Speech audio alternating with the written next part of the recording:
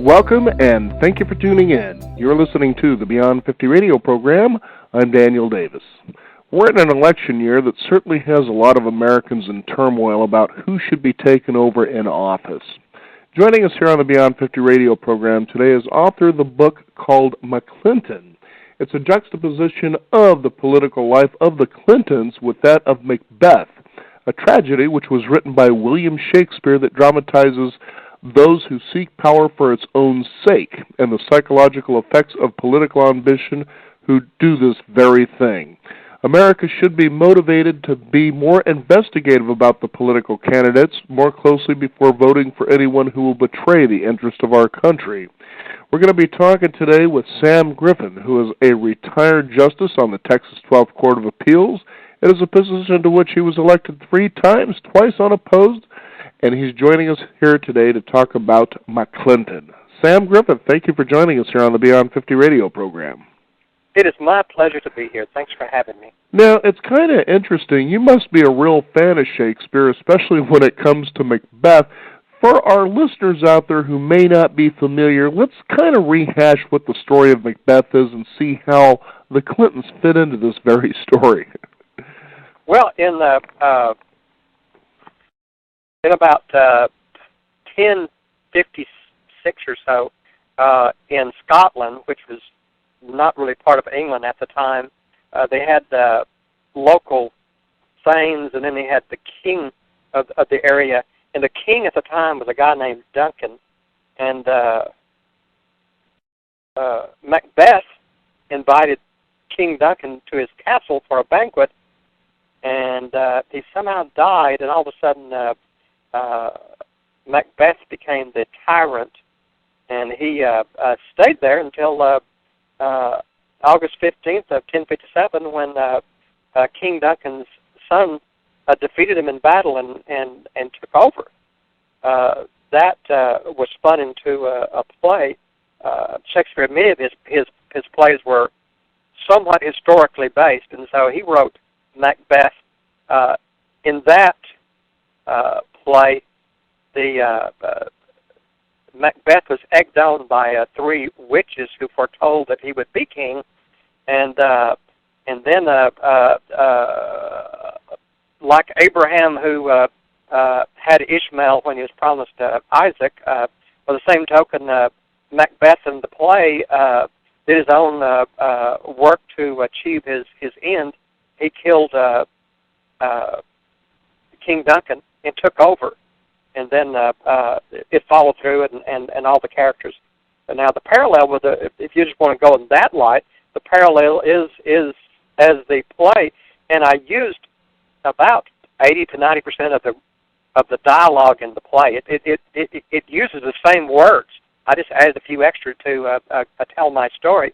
In this one, in MacClinton, as you recall, like King Duncan was supplanted by Macbeth. So Bush 41, George H.W. Bush, was beaten in the election, the 92 election, by Clinton.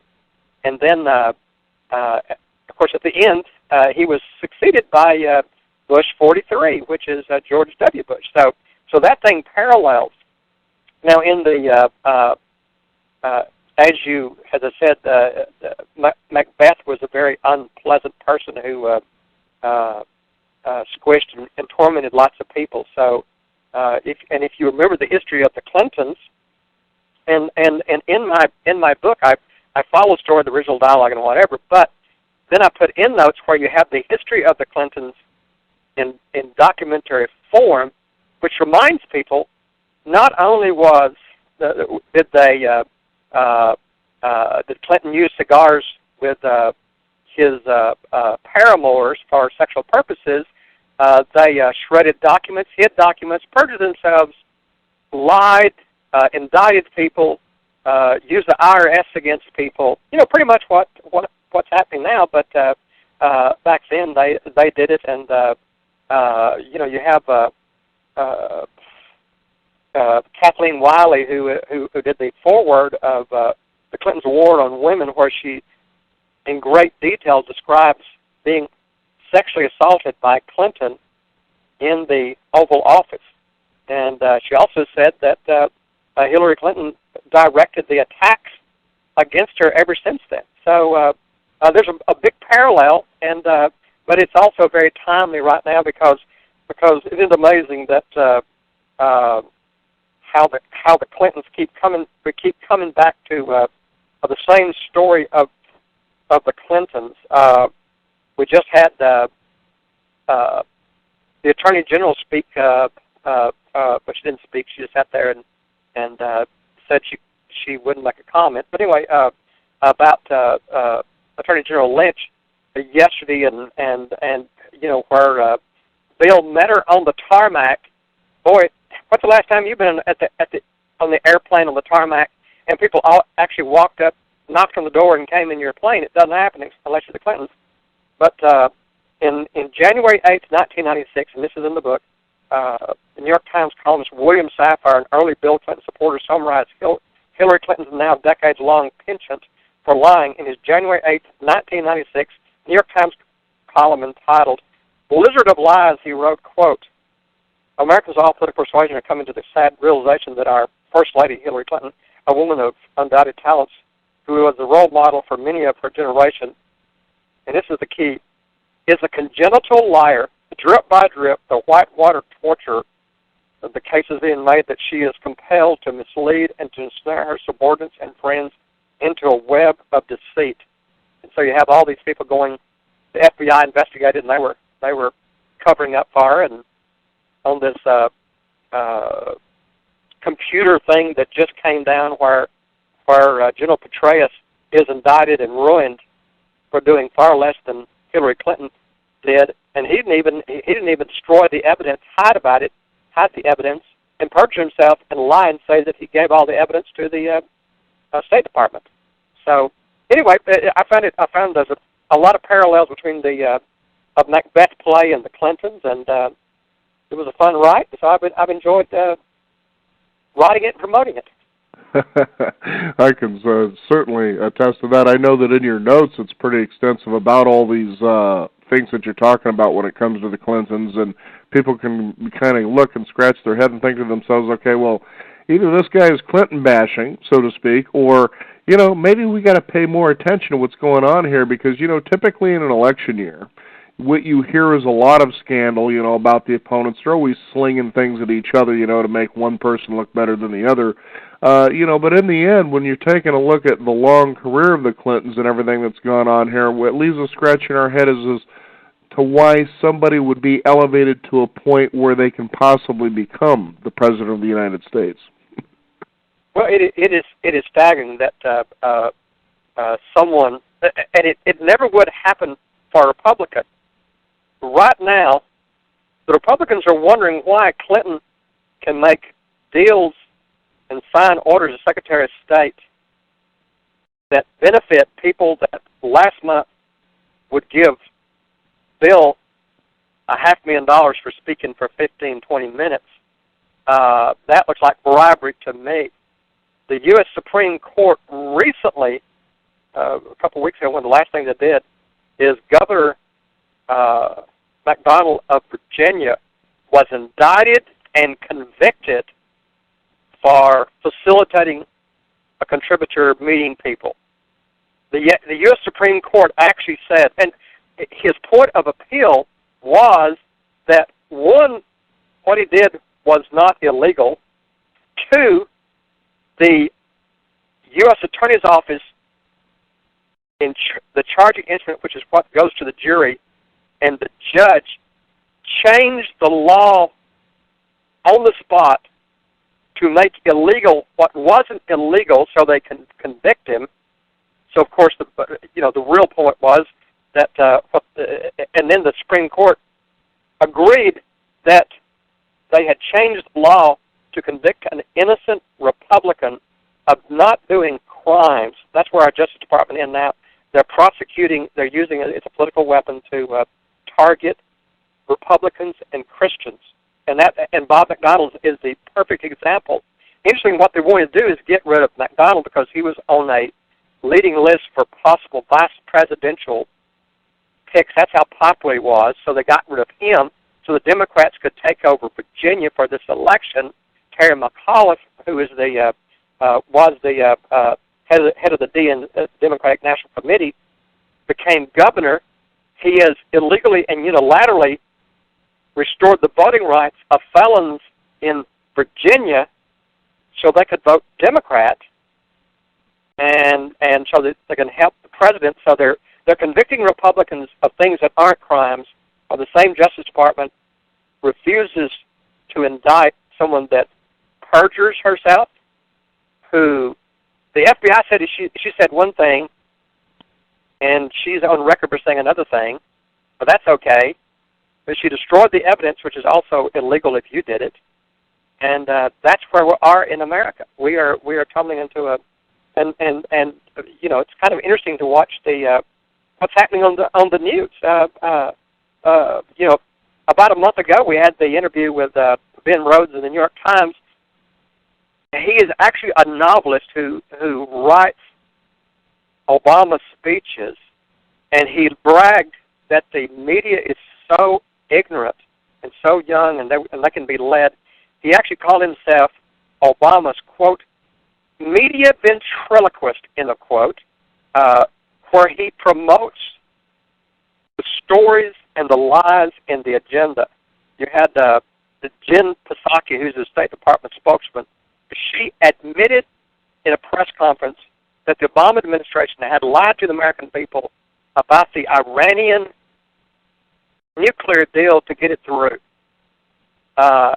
And you watch the evening news, and they don't think that is an important thing. You know, there was a woman named Leni Riefenstahl back in 1935 Germany. She did propaganda pieces for Adolf Hitler, and I see most of the media is should be getting the Leni Riefenstahl Award for political propaganda in the evening news. Last summer, in fact, I actually watched one of the morning shows on the big three morning shows, where they had their big oval table, and they had this expert, and they spent about 10 minutes talking about the legal ramifications of destroying evidence. Now, in the book we discuss where after Clinton won the election in '92, that his wife's law firm shredded documents entitled Whitewater, which eventually they tried to, that's part of the impeachment part is their fraud and destroying, cost the taxpayers millions of dollars to cover that up, and he was used as a slush fund. But this pattern is going on, and now you have Hillary bragging, laughing about wiping clean her server. I remember she laughed to the reporter and says, "Oh, you mean with a towel or whatever?" I don't know how it's done, but yeah, we cleaned it. They destroyed the evidence. They got the evidence back. The FBI did, and now this morning they announced they're going to give it back. But last summer, that morning talk show had this big 10-minute thing about destroying evidence. It went on, and the person talked about the legal liabilities if you destroy evidence, how you can go to prison, whatever. This is right after Hillary said she had erased evidence and destroyed evidence. But they weren't talking about Hillary, what's State Department secrets, what's our government secrets to the left-wing media. What they're actually talking about is the quarterback and the Deflategate issue, and the quarterback had thrown away one of his cell phones, and they were concerned that he might be criminally liable for his dastardly deed, but didn't think anything about Hillary admitting she was destroying evidence to keep it from the American people from knowing what she was doing. So anyway, that's where we're at. We're just tumbling into an Orwellian world, aren't we? Well, and it's really interesting, too, when you think about that, is that here we're willing to basically hang somebody from a tree when it involves an entertaining sport. These people don't run the country.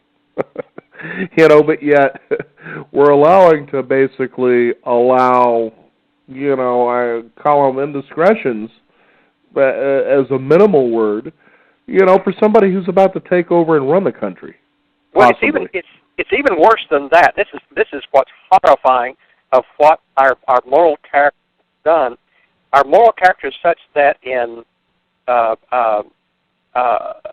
latest polls showed that well over 60% people think that the FBI should have recommended indictment for her criminal act of destroying evidence.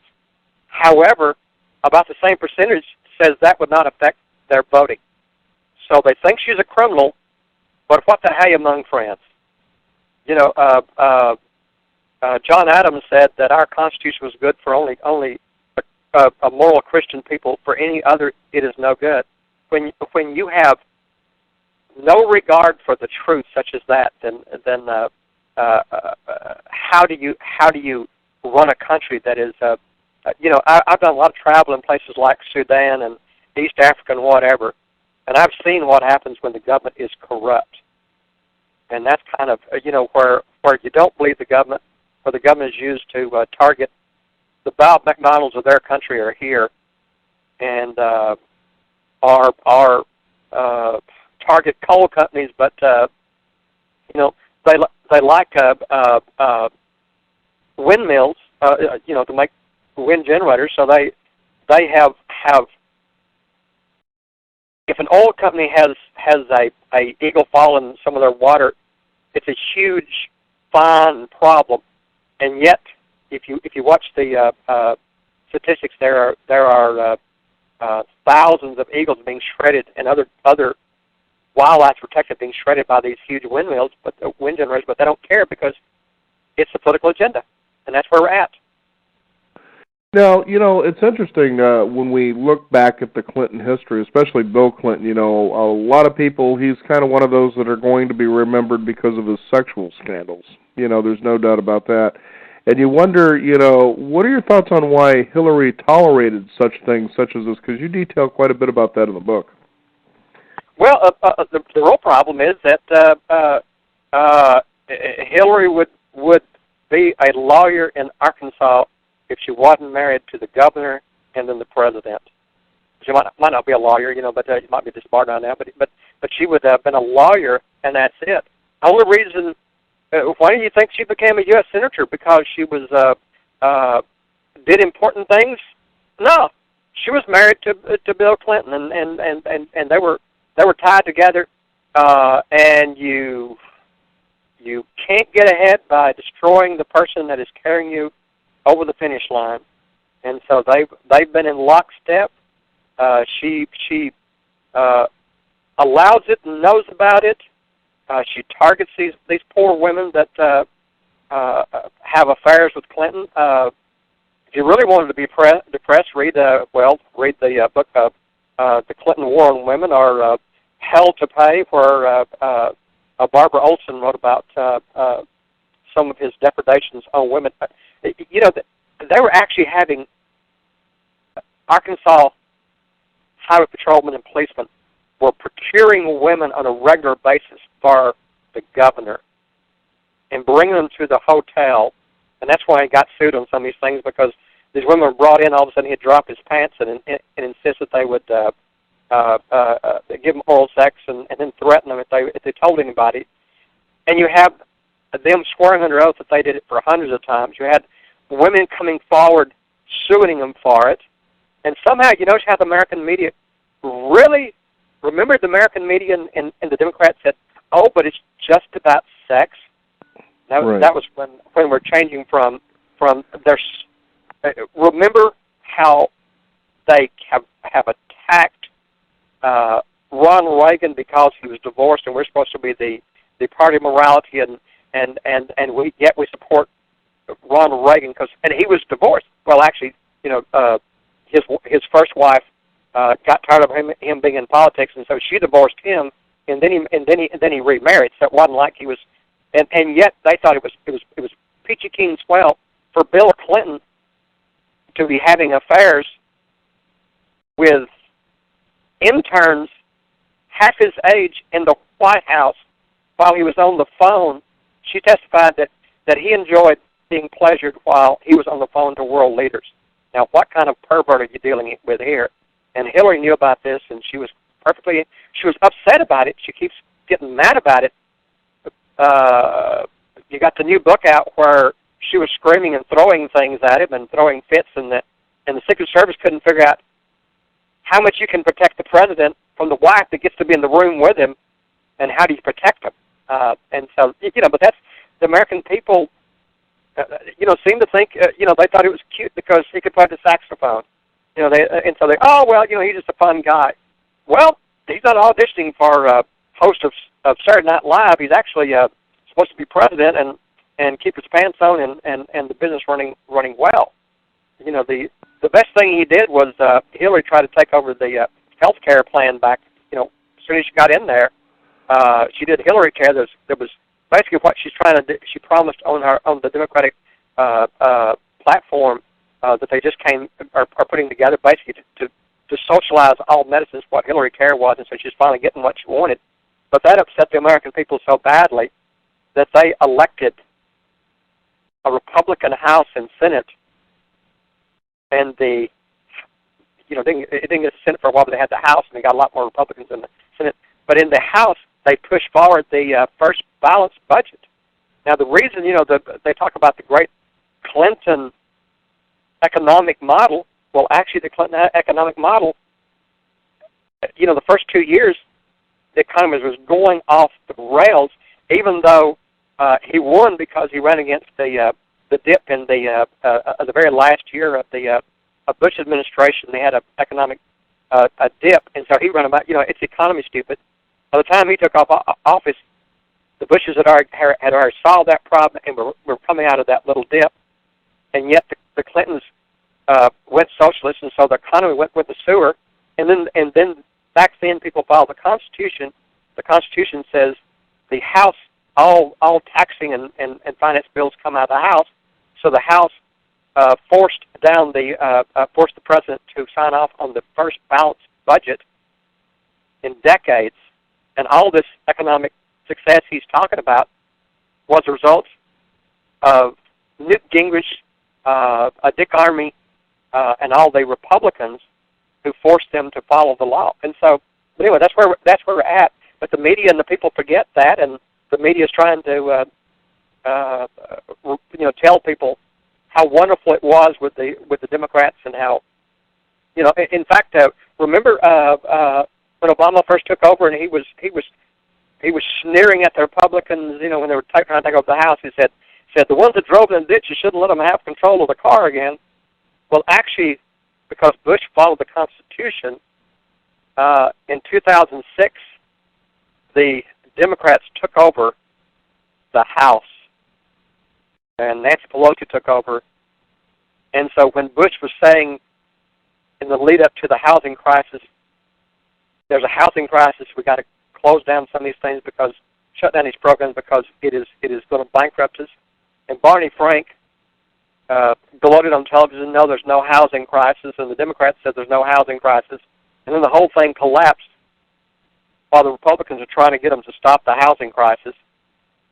And yet, Obama and the media says the housing crisis and the collapse in 2008 was Republicans' fault. Well, actually, it wasn't. It was the Democrats, the Republicans trying to stop it. But when you have enough Ben Rhodes and Jen Psaki's and most of the evening anchors promoting the agenda of the left, it's kind of hard to get past this Lenny Reichenstahl type propaganda that passes for the evening news. So therefore, we got to read books like MacClinton and Hell to Pay by Barbara Olson and Clinton Cash, but you can't get your news from the evening news anymore because I went to Iraq 3 times preaching, and I had some pictures of the Baghdad Baptist Church and their Christmas program and all the little kids, and everybody was just mystified. And I said, who are you going to believe, your lying eyes or the evening news? You look at it and you can see what's happening, and yet the evening news would tell you the exact opposite. We're not getting the truth yet. We heard how horrible we were in Iraq. My first trip there, I had a woman. I was leaving the I was at the airport getting coffee while I was leaving, and she told me, and this is astounding, she said, we Iraqis do not refer to the Americans coming as an invasion. We call it what you call it, Iraqi freedom, and thank you. That's what the Iraqis. But did you hear that on the evening news? No, that wasn't the story, was it? That wasn't the agenda that they were promoting. But we are voters. I have a quote on the back of the book. It's little did I know this would be so appropriate. There's a quote by one of the founders, Noah Webster, who wrote, "When a citizen gives his vote, suffrage or his vote, to a man of known immorality, he abuses his trust. He sacrifices not only his own interest, but that of his neighbor. He betrays the interest of his country." That was 200 years ago, and yet we have people voting for a guy because he was black.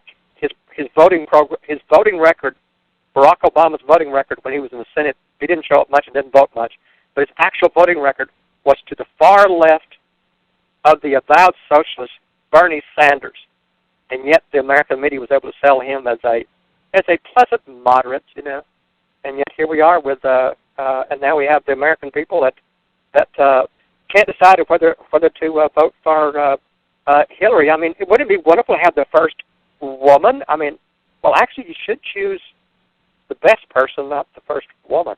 Yes, I know. It's interesting you say that because I just recently had a guest on the program that took a look at this whole thing as a possible women's liberation statement, so to speak, and she was stating that, look, the millennials this day and age, they're not buying that nonsense anymore.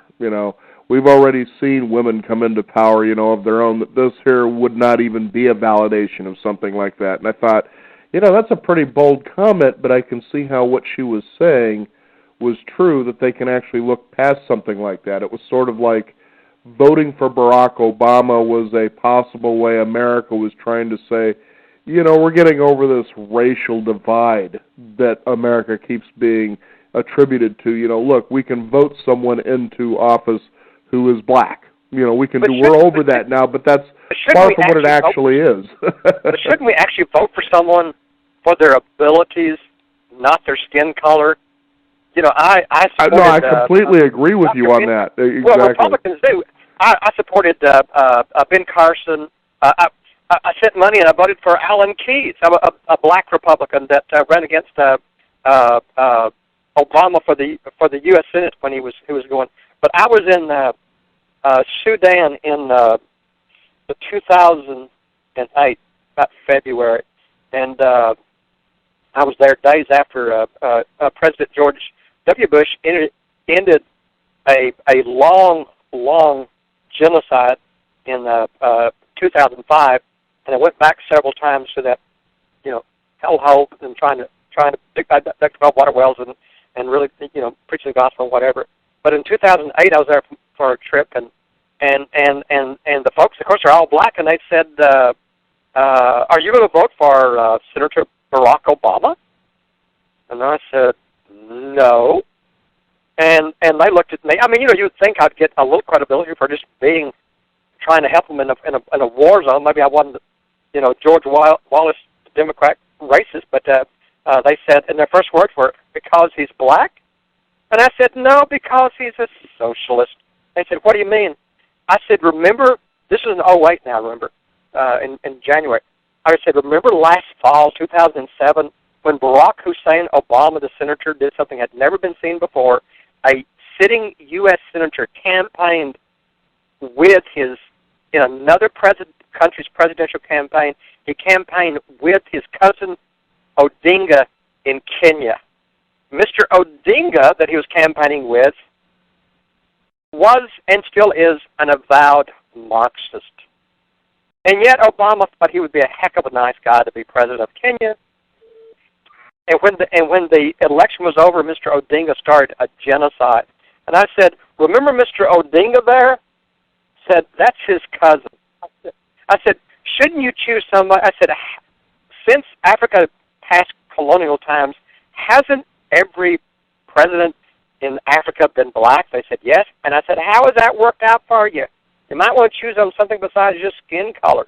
choose competence. And they said, oh, well, who are you going to vote for? I said, anybody besides Obama.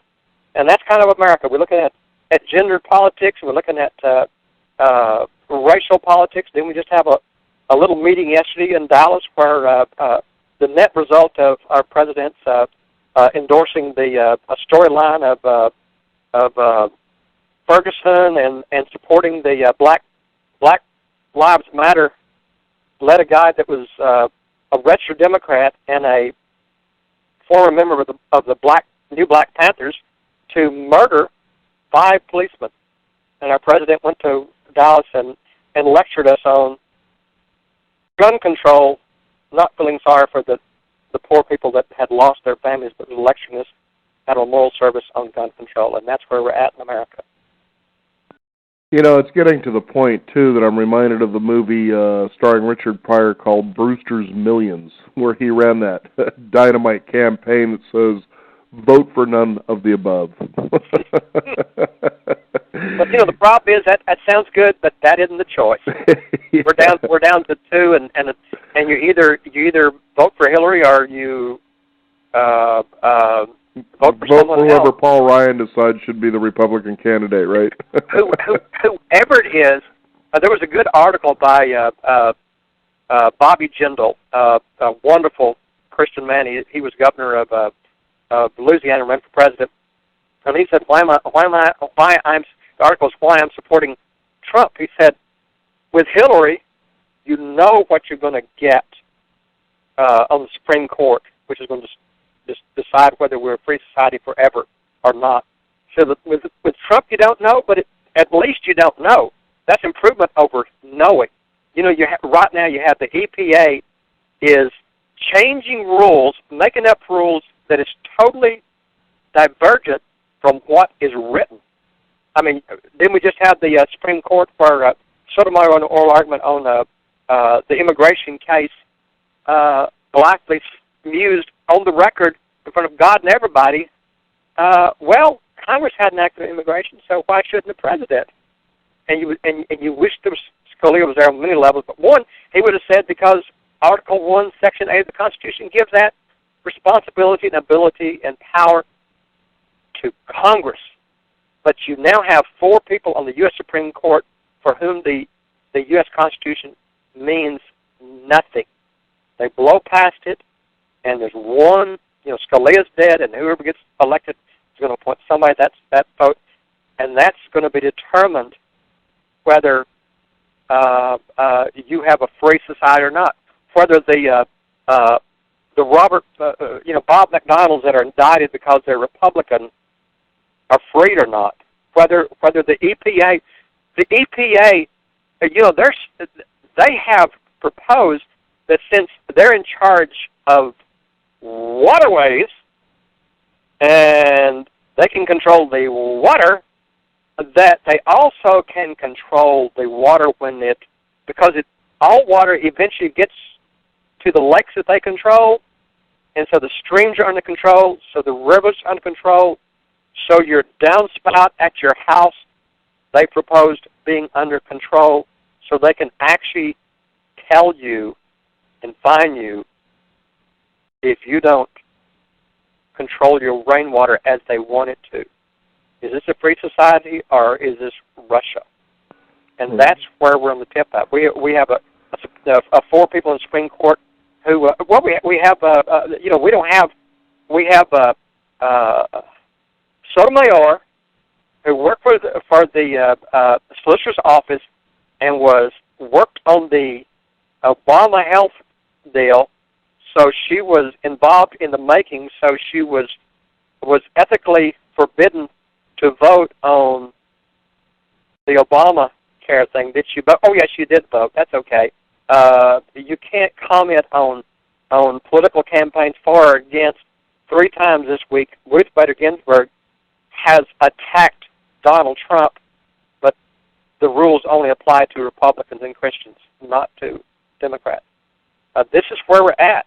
So you can choose either to fall off the cliff in America to become like Venezuela.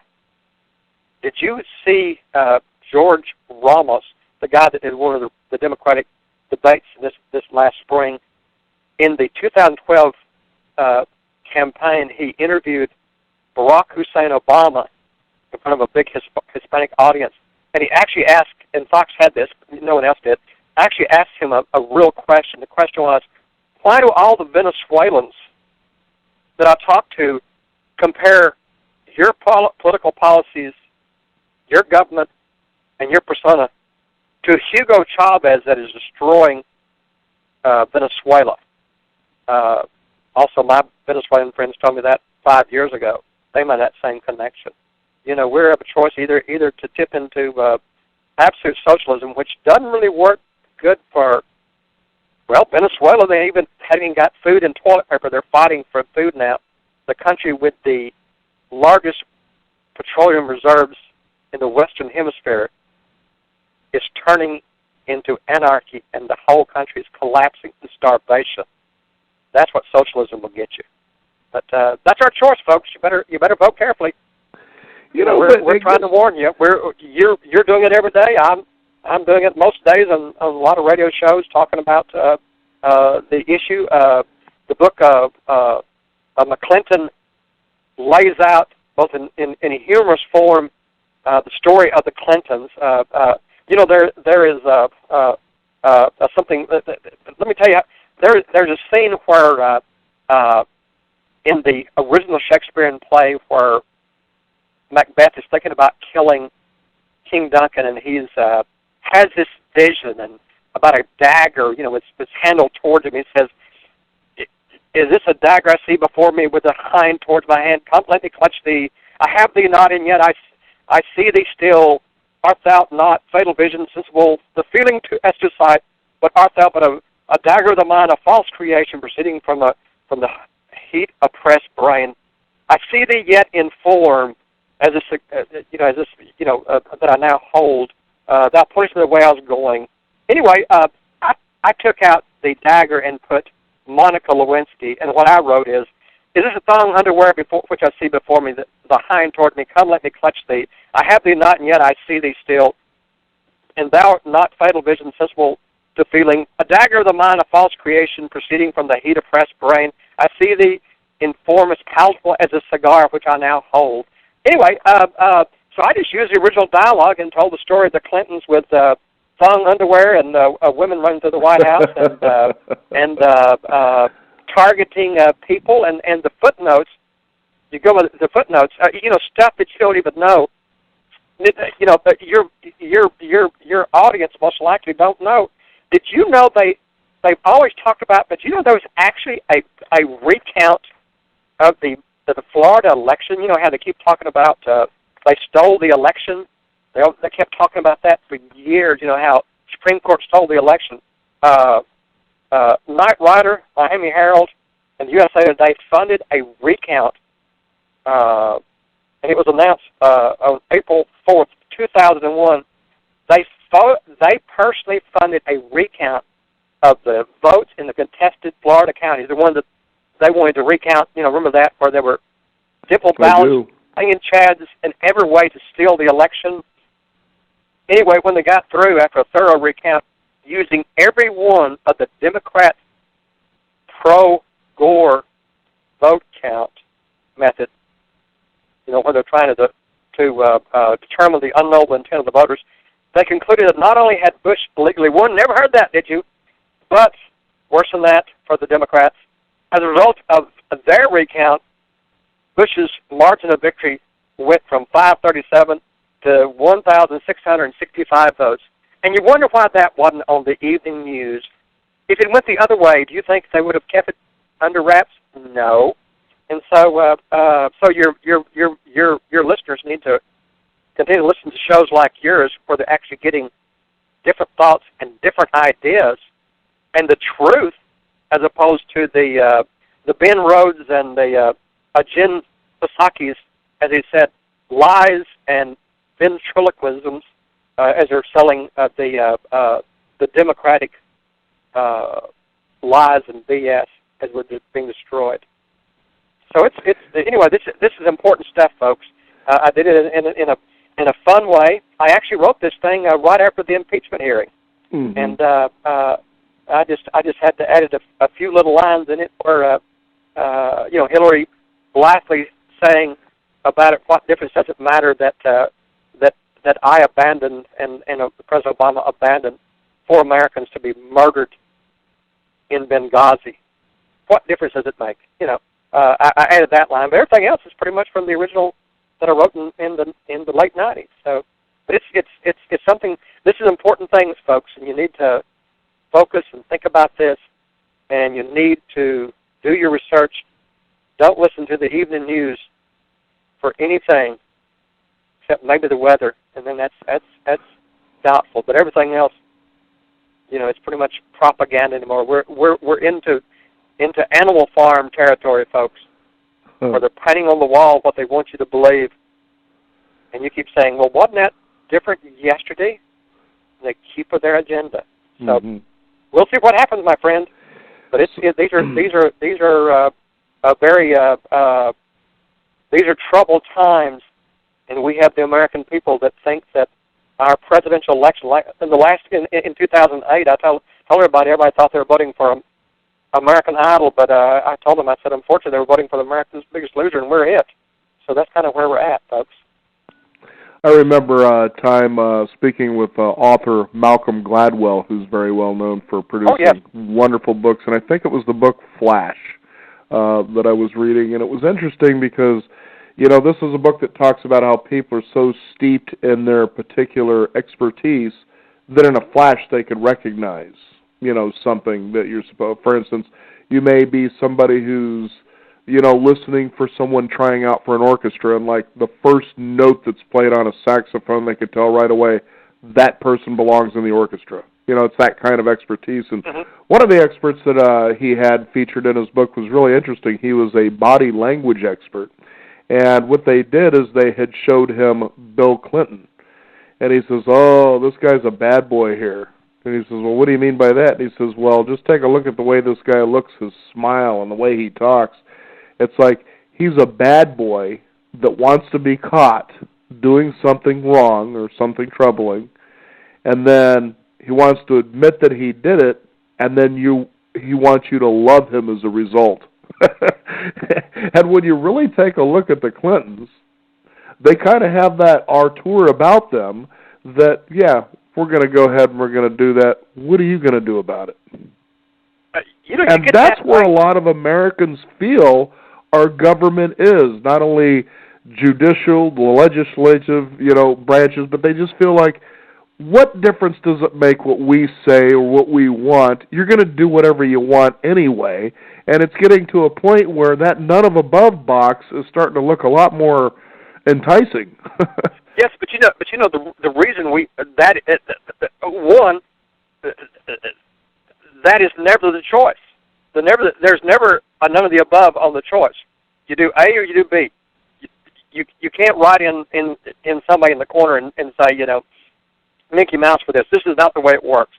Now, the problem is, for most Americans, they're sitting around scratching themselves, watching TV, playing games, and playing at life. And where were they in the spring when the Republicans or the Democrats were choosing candidates? Were they sending money? Were they working the polls? There's a very small group that was. And if the average American, I mean, it's amazing how many people in November kind of slap their head and says, "Oh, is there a presidential? Who's running now?" It's kind of like Jay Leno's old jaywalking, going talking to people, and they don't know which ends up. But freedom. What's that great line? There's a new book out by Eric Metaxas. And it starts off talking about that great comment by Ben Franklin after the Constitutional Convention. The woman said, "Well, what did y'all do in there?" And he said, "Well, we have given you a republic if you can keep it." And that's the thing is, see, we have been blessed for 200 years, and about the last 50 years, we've been on cruise control, enjoying our wealth and our money and the fun and the cars and the vacations and the fancy foodie stuff and whatever as our government has been taken. Was it because we weren't allowed to vote? No, most people didn't. The Christians, the evangelical Christians, half of them aren't registered to vote. Half of them that are registered didn't even vote, which means of the Christians that are supposed to be the conscience of this country, 1/4 votes. Why are we losing this thing? I keep telling people Satan hadn't gotten any stronger. The church and the moral people are just like the world. In the South, Donald Trump carried the evangelical vote just like he did everybody else. There's no difference in them. They don't see that there's a larger ethical way of how we should live that applies to our life, not just Sunday morning from 10 to noon, but 168 hours all week. We're supposed to live this way, and we're supposed to be part of Nehemiah when they rebuild it. Remember, everybody, he said in Nehemiah 14, fight for your families and your homes and your sons and your daughters, and rebuild the walls. And we played, and then we wake up on, they start the Republican convention next week and the Democrat the following week. And a lot of the American people haven't even awakened that there's a presidential election this year, and then they complain that, we don't have good candidates. Well, where were you when we're choosing candidates? If you don't like the choices, and if you think it matters whether your children live in a socialist dictatorship or in a prosperous, free society, you might want to show up in primaries. You might want to send money to your people. I told people in 2008 send money as fast as you could to whoever was on the Republican side. I said, if the Democrats win, you don't get to keep it anyway. You might as well give it to somebody and try to stop the downward slide. But that's the problem. It's a real problem that we don't have the best choices. But most of the people didn't even show up for the primary when they had a choice. When they had on the Republican side, we had 17. Most of them were just wonderfully articulate, deep thinkers, accomplished in many areas. I mean, they weren't the showmen. They were just competent and could do the job and keep America good and pure and prosperous. But everybody's too busy, watching basketball or going out to eat or taking a cool vacation. So, they left it to others, and then they said, "Well, we don't have good choices." Well, you did.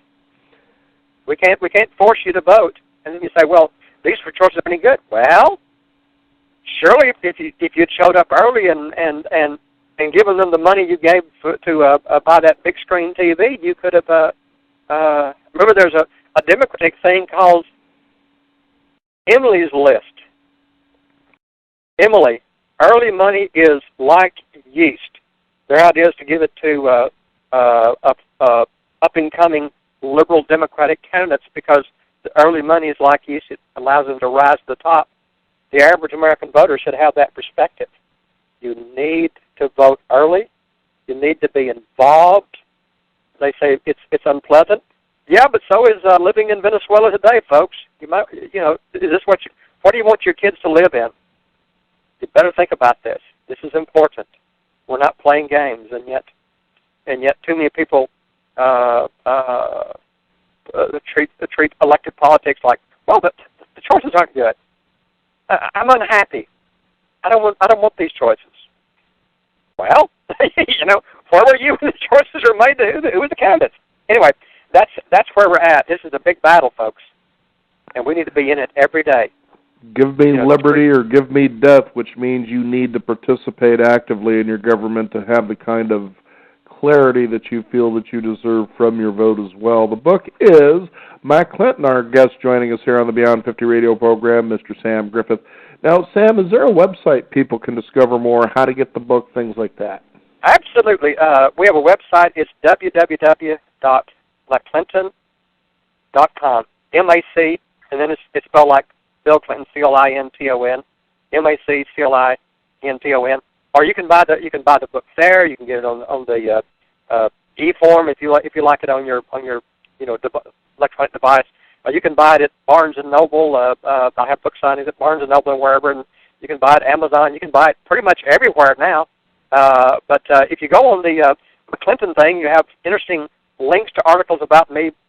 If you like that, preaching in Sudan or building homes in Nepal for the earthquake people, or preaching in Iraq where the media lies and tells us it's so horrible. And I was traveling with no security at all, except of course the Father, the Son, and the Holy Ghost, having a great time preaching in the churches across Iraq and meeting wonderful people. And there's good articles there, but you can buy the book at MacClinton.com.